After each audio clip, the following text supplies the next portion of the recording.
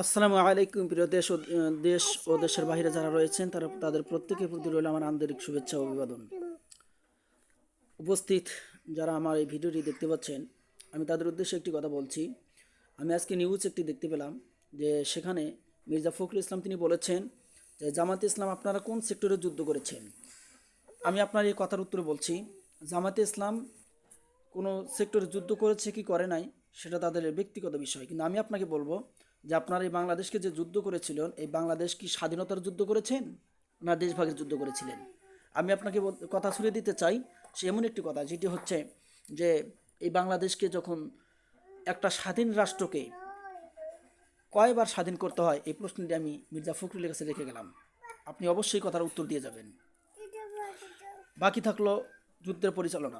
আমি আপনাকে একটি কথা উত্তর দিচ্ছি যে বাংলাদেশ যখন 1971 সালে যুদ্ধ করে দেশ ভাগ হয়েছে, এরপর থেকে আদৌ কি আপনারা বা আওয়ামী সন্ত্রাসীরা এই দেশের মানুষের কল্যাণের জন্য এমন কোনো কাজ করেছেন আদৌ, যে কাজের মাধ্যমে এদেশের মানুষ, এদেশের জনগণরা শান্তি পেয়েছে?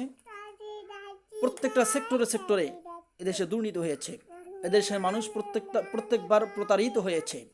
আপনি যখন দেখতে পেয়েছেন যে বাংলাদেশ জামাতে ইসলামের জনপ্রিয়তা আকাশচুম্বী হয়ে দাঁড়িয়েছে, তখন আপনি যুদ্ধের কথা টেনে আনছেন।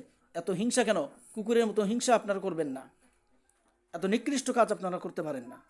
যে দলকে সঙ্গ দিয়ে, যে দলের সমন্বয় করে আপনারা ক্ষমতায় গিয়েছিলেন, সেই ইতিহাস আমরা ভুলে যাবেন না।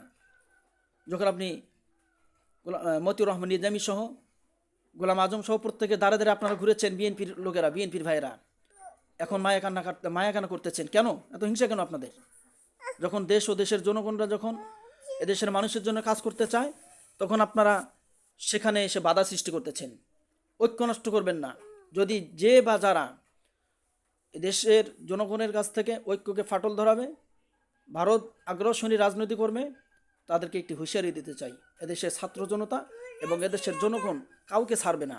যেভাবে হাসিনা পালিয়েছে, যারা ফাটল ধরাবে তারা এভাবে পালাতে পারবে না। এদেশের জনগণের হাতে তারা মারা পড়বে।